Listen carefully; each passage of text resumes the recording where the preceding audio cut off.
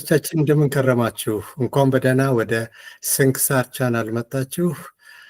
በዛሬው ዕለት በአዲስ ርዕስ እንደገና እንገናኛለን። ርዕሱ ወደብ ወደብ ወደብ የሚለው ነው። ይህም ቢሆን ባለፈው ሳምንት እንደነገርኳችሁ ከስንክሳር መጽሔት ላይ ተወስቶ ለቪዲዮ የተቀነባበረ ነው።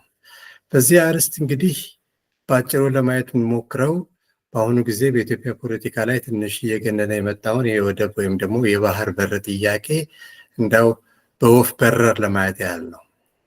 እንግዲህ ይህ በፊት ጊዜ ተማሪ ያለው የኛ ዩኒቨርሲቲ ከካምብሪጅ ዩኒቨርሲቲ ኢንግላንድ ጋር ግንኙነት ስለነበረው እዛ ጉብኝት ለማድረግ ስንሄድ ከኦስተንድ ወደ ዶቨር በትልቅ ቦት ነበር የምንሄደው። ያኔ ለመጀመሪያ ጊዜ ባህር ማየቴ ነው እና ጓደኞቼ ብዙ ነገር ሲሰሩ እኔ ግን በረንዳ ላይ ቁጭ ብዬ አያው ነበር እና ሳይ የሚገርም እንትን ተሰማኝ። ምክንያቱም ለአይኔ መጨረሻ አጣሁለት። አድማሱን ከዚህ እስከዚህ ማለት አልተቻለኝም እና በዛም ብዙ ነገር ለማሰብ ሞከርኩ።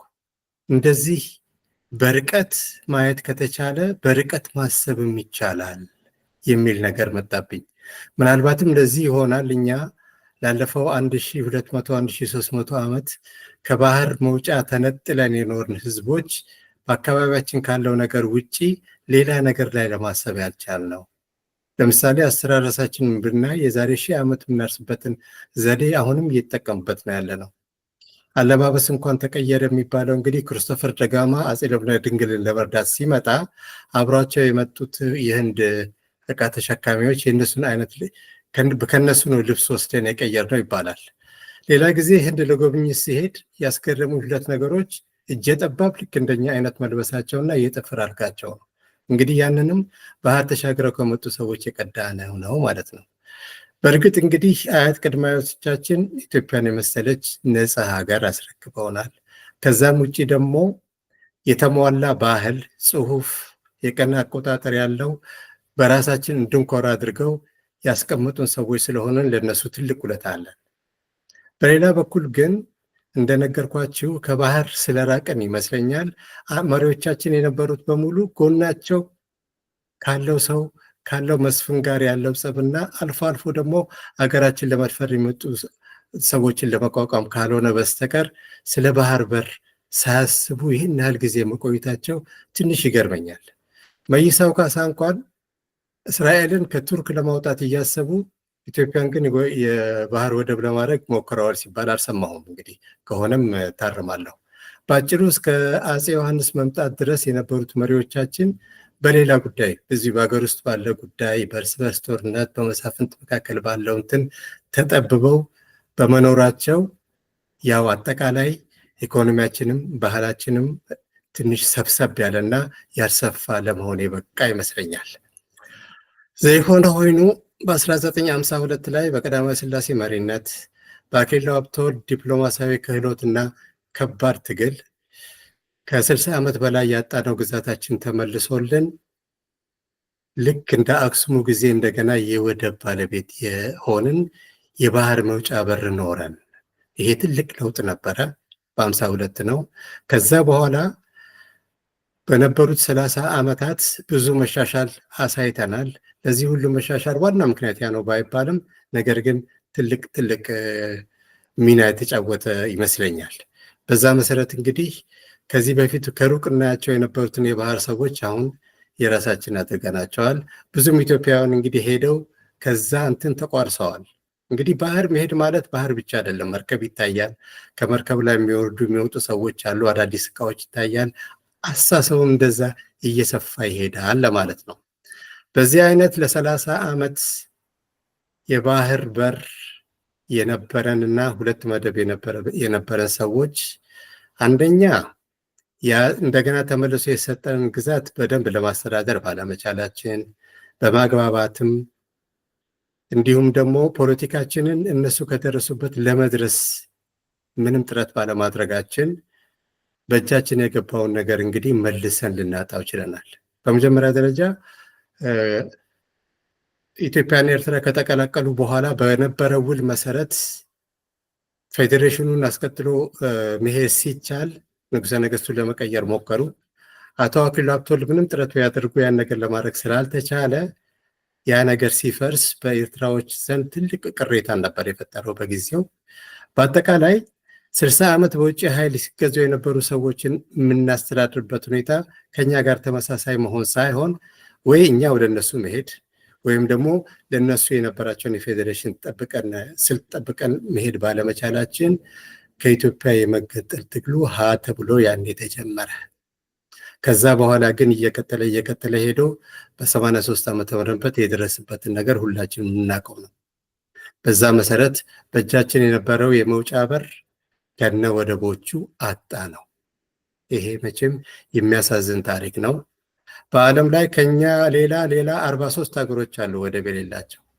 ነገር ግን እንደኛ አንደኛ ሰፊ መሬትና ብዙ ህዝብ ኖሮት፣ ሁለተኛ ለባህር ቅርብ ሆኖ ከዚህ እድል መቋደስ ያልቻለ ሌላ ሀገር አላየው።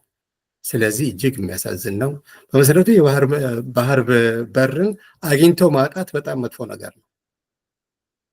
ለምሳሌ በላቲን አሜሪካ የምትገኝ አንድ ሀገር እስከዛሬ ድረስ በ1904 ዓ.ም ያጣችው ወደብ ያጣችበትን ቀን ብሔራዊ ሀዘን አድርጋ ተከብራለች።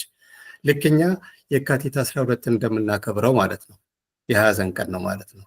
እንግዲህ አጣ ነው። ይሄን በእጃችን የነበረ ነገር ታሪክ ስለሆነ እዚህ ጉዳይ ላይ እንድንደርስ እንደው በታሪክም በምንም እነማን ተጠያቂ ናቸው የሚለውን ነካ አድርገነው ብናልፍ የሚበጅ ይመስለኛል። መቼም የባህር በራችንን ለማጣት የአንበሳውን ድርሻ የሚወስደው የህወሓት ኢህአዴግ ነው። ተደራድሮም ሆነ በኃይል ቢያንስ የተወሰነውን ክፍል የአፋር ግዛት ስለሆነ በአሰብ አካባቢ ያለውን ለማቆየት ጥረት ማድረግ አይደለም፣ ጭራሽ ከነሱ ጋር ተከራካሪ ሆነው ለኤርትራ መገንጠልና ለባህር በር ማጣት ከነሱ የበለጠ ትልቅ እንትን ሆኖ ስለ ኔጋቲቭ ሚና ስለተጫወተ በጣም በታሪክም በምንም ተወቃሽ ነው። በመሰረቱ አሁን ያኔ የነበሩት የፖሊት ቢሮ አባሎች ስህተታቸውን ሲያምኑ በይፋ በመገናኛ ብዙሃን ሰምቻለሁ። ለምሳሌ ወይዘሮ አረጋሽ ወጣ ምንም ጣጣ የለውም ሉዓላዊነትን ያስረከብንበት ሂደት ነው፣ የሚቆጭ ሂደት ነው ብላለች። አቶ ገብሩ አስራትን በጻፉት መጽሐፍ ላይ እንዴት ጉዳዩን እንዳየነው አሁንም ድረስ ይገርመኛል። ዋና የተመለከትነው ጉዳይ ሁለቱም ወደቦች ቢሆኑ አለ ኢትዮጵያ ምንም ነገር ሊሆኑ ስለማይችሉ መቼም ግመል ያጠጡባቸውም ለኛው መልሰው አገልግሎት ላይ ያውላቸዋል በሚል የተሳሳተ እምነት ያደረግነው ነው ብለው ኃላፊነታቸውን ተቀብለዋል ማለት ነው። ይሄ ነው እንግዲህ በዋና ደረጃ በኃላፊነት የምንወስዳቸው። ነገር ግን ኢህአዴግ ብቻውን ይህን ነገር አይወስድም። ሌሎችም ተጠያቂ አካላት አሉ። አንደኛው አካላት የኢትዮጵያ ንጉሠ ነገሥት መንግስት ነው። ቅድም እንደነገርኳችሁ አገሪቱን ከማዘመን አንጻር በአስተዳደር ማለት ነው፣ በካልቸር ማለት ነው። ሁለተኛ አዲስ የገባውን ኃይል ፌዴሬሽኑን ጠብቆ እዛው አብዛኛው ነገር በራሱ እንዲያረግ ከማድረግ ይልቅ ወደ መጠቅለሉ ስለሄደ የነገሩን ጥንስስ የፈጠረው አካል ስለሆነ አንደኛው ተጠያቂ እሱ ነው። ሁለተኛ ጥያቄ ደግሞ የደርግ መንግስት ነው። የደርግ መንግስት ችግሩን በሰላም ለመፍታት በጣም ብዙ አጋጣሚ ነበረው። በተለይ አሁን ያኔ የነበሩት መሪዎች የሚያወጡት መጽሐፍ ስናይ ከኤርትራኖቹ ከራሳቸው ጥያቄ ቀርበው ነገሩን በሰላም ለመፍታት ቢያንስ ፌዴሬሽን ተደርጎ ሙከራ ለማድረግ ሲደረግ በፍጹም እምቢ በማለታቸው በጊዜው የነበረው መሪ ነገሩን በኃይል ለመጨፍለቅ በመሞከራቸው ከ17 ዓመት ውጣ ውረድ በኋላ 83 ላይ ወደ ማስረከቡ ሄደናል። ሁለተኛው ተጠያቂ እንግዲህ በእኔ ግምት ከኢህአዴግ ውጭ ማለት ነው ደርግ ነው። በሶስተኛ ደረጃ ደግሞ ተጠያቂ ነው ብዬ የማምነው የኢትዮጵያን ኢንስቲትዩት ካምፓኒ እኛን ማለት ነው። በኢትዮጵያ አንድነት በምናምን የኢትዮጵያን የጥንት ታሪክ የምንቀበልና ያንንም ይዞ ለመሄድ የምንፈልግ ቡድኖች በ17 ዓመቱ የደርግ ስርዓት ጊዜ ወይ እንደሌሎቹ መሳሪያ ይዘን የትጥቅ ትግል አላደረግንም፣ ይሄ ይቅር። ሌላ በሰላማዊ ሁኔታ በውጭ ሀገርም ቢሆን ጠንካራ ስለ መሰረት ያለው ፓርቲ ሊኖረን ስላልቻለ በ83 ዓመተ ምህረት ያጉድ ሲሞላ ማንም ከቁብ የሚቆጥረን አጥተናል። በለንደን ኮንፈረንስ እንኳን የሚጠራ አንድ ፓርቲ መቋቋም ስላልቻል እኛም ተጠያቂ ነን። እንግዲህ ተጠያቂዎቹን ካስቀመጥን እንግዲህ የገጠመን ጉዳት ምንድን ነው ለማለት ስንሄድ በአጠቃላይ ወደብ የሌላቸው አገሮች ምን ያጣሉ? እስቲ ይሄን እንየው። እንግዲህ በልዩ ልዩ መጽሐፍት እንዳየሁት ከሆነ አንድ ሀገር ወደብ የለሽ ሲሆን፣ ወደብ የለሽ ስንል እንዳይምታታብን የባህር መውጫ መንገድ የባህር መውጫ እድል ከሌለው ቢያንስ አራት ነገሮችን በከፍተኛ ደረጃ ያጣል። በመጀመሪያ ደረጃ ባህር አሳንና ሌሎች የሚበሉ ብዙ እንስሳት ያሉበት ስለሆነ ከዛ እንትን አይቋደስም፣ ከዛ ምንም ጥቅም አያገኝም ስለሌለው ማለት ነው። ሁለተኛ ባህር የከበሩ ድንጋዮች ያሉበት ቦታ ነው። እንደ ልብ፣ እንደ አምበር አይነት፣ እንደ እንቁ፣ እነዚህ ሁሉ ነገሮች ወጥተው ጥቅም ላይ ሊውሉ የሚችሉ ነገሮች ናቸው። አንደኛ እጦት ወይም ደግሞ አንደኛ ድክመቱ ወደብ የሌለው ሀገር ይሄ ነው። ሁለተኛው ደግሞ ትልቁ ችግሩ ምንድን ነው? ለመጓጓዣ እና ለመተላለፊያ ብዙ ገንዘብ ያወጣል። ለትራንስፖርቴሽን እና ለትራንሲት ማለት ነው። ለምሳሌ ኢትዮጵያ በ2023 ለጅቡቲ 1.69 ቢሊዮን ዶላር ከፍላለች። እንግዲህ ይሄ እቃው እዛ አርፎ እንትን ስላለ ብቻ ነው። እንደገና ደግሞ የጅቡቲ ወደብ ከኢትዮጵያ አቅም አንጻር አነስተኛ ስለሆነ እቃዎቹ ቶሎ ወደ መሀል ሀገር ስለማይገቡ እንደገና ሌሎች ሚሊዮን ዶላሮችን በዛም እንከስራለን። ይሄ አንድ ሁለተኛው ደግሞ ድክመቱ ነው። በትራንስፖርትና በትራንዚት ችግር ውስጥ ይገባል ወደብ የሌለው ሀገር ማለት ነው። ሶስተኛው ጂኦፖለቲክስ ነው። ይሄ ማለት ምንድን ነው? ከዓለም ጋር ለመነገድና ለመገናኘት በፈለገ ጊዜ በሌሎች ሀገሮች ነው መሄድ የሚችለው። የነዛን ሀገሮች ፍቃድና ክፍያም ይጠይቀዋል። ይሄ እንግዲህ በጂኦፖለቲክስ ትንሽ ወደኋላ ይጎተዋል ማለት ነው። ለምሳሌ ባለፉት 31 ዓመታት በቀይ ባህር ላይ ምንም ነገር ይደረግ ምንም ኢትዮጵያን የሚያማክር አባ ከና ብሎ ዞር ብሎ የሚያየትም የለም። ምክንያቱም እዛ ቦታ ላይ የለችም ማለት ነው። ይሄ እንግዲህ ሶስተኛው ጉዳት ነው። አራተኛው ጉዳት ወታደራዊ ነው። ወታደራዊ ማለት ባህር አልባ የሆነ አገር አየር ኃይልና ምድር ኃይል ብቻ ነው የሚኖረው። ባህር ኃይል ሊኖረው አይችልም ማለት ነው። ይሄ በራሱ ብዙ የቴክኒክም የጦር ኃይል ችሎታም እንትን ይቀንሳል በጣም። አራተኛው ትልቁ ጉዳት ይሄ ነው። አምስተኛው በመጽሐፎች ባላገኘውም ቅድም ያልኳችሁ ነገር ነው። የአንድ ሀገር ህዝብ አርቆ ማየት ከቻለ የሌላውን ካልቸር፣ የሌላውን አኗኗር፣ የሌላውን ዕቃ ማየት ካልቻለ በራሱ የራሱን ህሊና ከፍተኛ ደረጃ ላይ ሊያደርስ አይችልም። ስለዚህም የኢኮኖሚ ሁኔታውን አያሻሽልም፣ በባህልም ረገድ ወደኋላ የቀረ ይሆናል። ይሄ እንግዲህ አራተኛው ጉዳት ነው። ይህን ሁሉ ጉዳት ከዘረዘርን በኋላ እንግዲህ መውጫ መንገድ የለም ወይ ስንል መውጫ መንገዶች አሉ። ቢያንስ 3 መውጫ መንገዶች አሉ። የመጀመሪያው መውጫ መንገድ በዲፕሎማሲ እና በማግባባት እንዲሁም ሰጥቶ በመቀበል የባህር መውጫ ለማግኘት መሞከር ነው። ይሄ በትክክል ከተሰራበትና በደንብ ከተሞከረ ላይሆን የሚችል ጉዳይ አይደለም። ሁለተኛው ጉዳይ ደግሞ የዓለም አቀፍ ሕግን በመከተል በዓለም ፍርድ ቤት ነገሩን በሕግም ለመያዝ ይቻላል። በተለይ ኢትዮጵያ በዛ ረገድ ደህና እንትን እንዳላት የሕግ ሊቃውንት ደጋግመው ይነግሩናል። ይሄ ሁለተኛው መንገድ ነው። ሶስተኛው መንገድ እንግዲህ የኃይል ነው። እንግዲህ ያጣነው በኃይል ነው። እንደገና ያን በኃይል ለማስመለስ በምንሞክርበት ጊዜ አንደኛ ራሳችን ለዛ ነገር ብቁ መሆን አለብን። ሁለተኛ ይህንን በኃይል የወሰድነውን ግዛት የተወሰደበት አካል ዝም ብሎ ያየን ከ3 ከ4 ዓመት በኋላ እንዳም ከዛ ባነሰ ጊዜ ተመልሶ መጥቶ ለማግኘት ሙከራ ያደርጋል። እንደኛ ዝም ብሎ 31 ዓመት አይቀመጥም።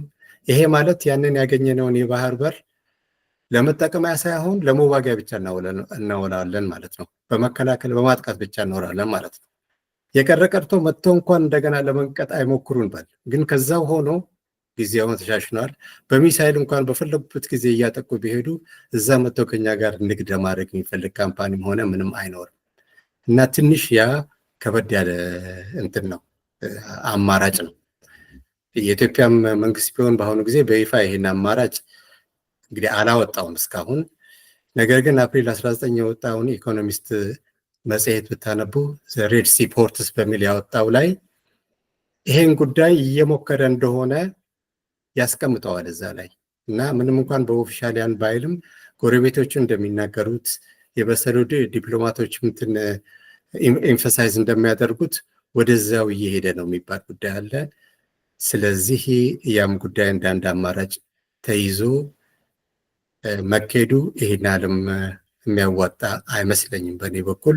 እና ሁለቱ ነገሮች ላይ የበለጠ ማተኮሩ ግን አንደኛ ውጤት ያመጣል፣ ሁለተኛ ደግሞ የሚከፈልበት ዋጋ ቀላል ነው። ሰጥቶ መቀበል ኢትዮጵያ ከጎረቤቶች አንጻር ብዙ ልሰጥ የሚችለው ነገር አለ፣ ብዙ እነሱም ከኛ የሚፈልጉት ማለት ነው። እና እኛ የምንፈልገው ትንሽ ቀለል ያለ ነገር ስለሆነ የማግኘት እድል ይኖረናል። በዛ በኩል ማተኮሩ ይሻል ይመስለኛል። እነዚህ መንገዶች ግን ጊዜ የሚፈጁ ናቸው። እቺ ጀንበር ሳትጠልቅ ተብሎ የሚነሱ አይደሉም። ጊዜ ስለሚፈጁ ያን ጊዜ ባለማቋረጥ በመሞከርና በትዕግስት ሰርተን እዛ ለመድረስ መቻል አለብን። እስከዛም ምናልባት የኛ ሁኔታ ተሻሽሎ ደግሞ በሌላ መንገድ ልናገኝ የምንችልበት መንገድ ይኖራል። ነገር ግን ያንን ነው ትንሽ ታጥቆ ይዞ ወደፊት ለመቀጠል መሞከር የሚገባው የሚል አስተሳሰብ ነው ያለኝ። በሁለተኛ ደረጃ ደግሞ ለዚህ ነገር ያልኩት ምንድነው፣ ጊዜ ቢፈጅም ይህን ያህል አሳሳቢ ጉዳይ አይደለም። ምክንያቱም የባህር ጉዳይ የባህር መውጫ በር ወይም ደግሞ የወደብ ጉዳይ እጅግ በጣም አስፈላጊ ነው፣ ዘርዘር ያለው ግን ኤክስቴንሻል አይደለም ማለት የህልውና ጉዳይ አይደለም።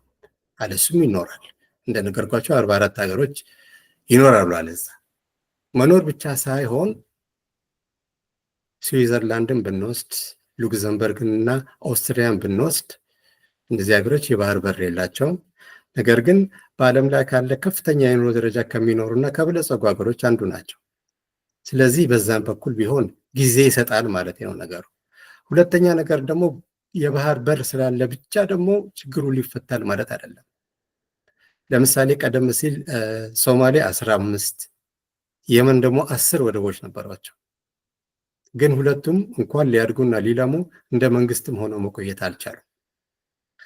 ለማንኛውም ወገባችንን ጠበቅ አድርገን በዲፕሎማሲም በማግባባትም ሰጥቶ በመቀበልም በህግም ጉዞውን ካሁኑ ብንጀምረው መፍትሄ ይሆናል ትላለች ስንክሳር።